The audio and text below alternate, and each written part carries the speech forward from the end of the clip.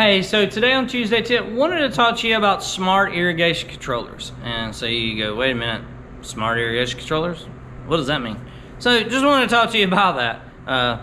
And go over some information, some features, some qualities of a smart irrigation system so that you have that ability to be able to know what's out there on the market. And you can make the decision. Is Hunter a great brand? Rainbird the brand I need? Is a Rancho? Or there's a number of other brands that are out there today on the market as well. So we always want to have facts and information.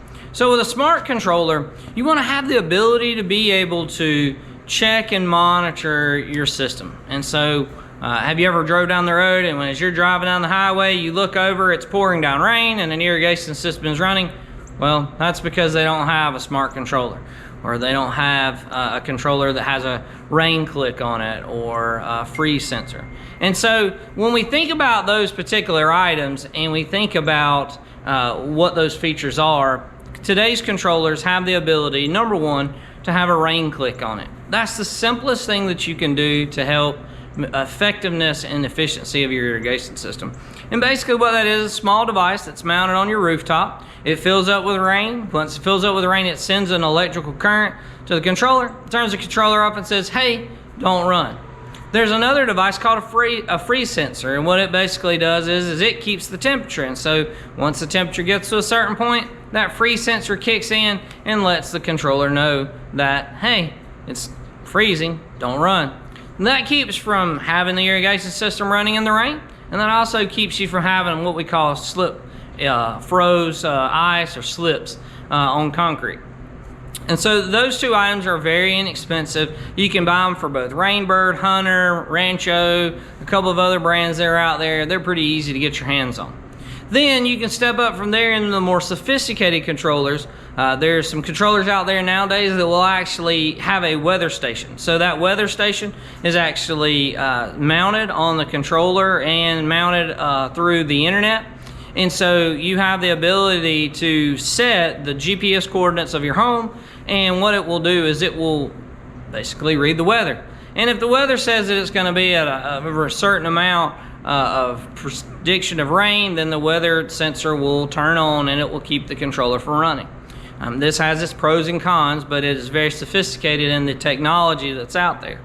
You also have the ability to get a smart controller where you have it on your phone. So you can be anywhere in the world as long as you have Wi-Fi at your house, then you can change and adjust your irrigation controller. A lot of our commercial clients that we do business with, we actually have the ability to run their irrigation controller right here from our office due to the fact that we have them all set up on Wi-Fi controllers. And so that gives us that ability. Some of the other features that are out there with smart controllers, you know, we've got a lot of homes now that have low voltage lights, and so if you upgrade to some of the newer controllers out there, you actually can get a low voltage light module inside of your controller. So you can also run your irrigation and your low voltage light in that.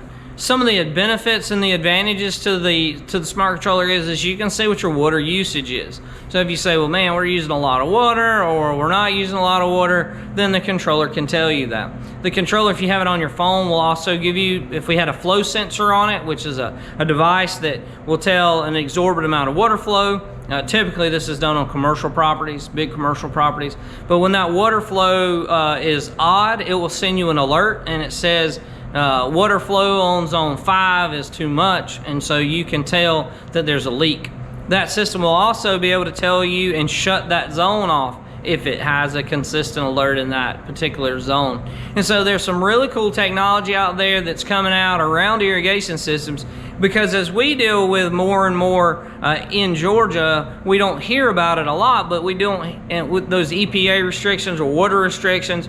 A number of years ago, I worked up in the Raleigh-Durham area, and when we were up in that area doing work, we had to have irrigation systems set to a certain rating. It had to make sure that we didn't get so much water on the concrete.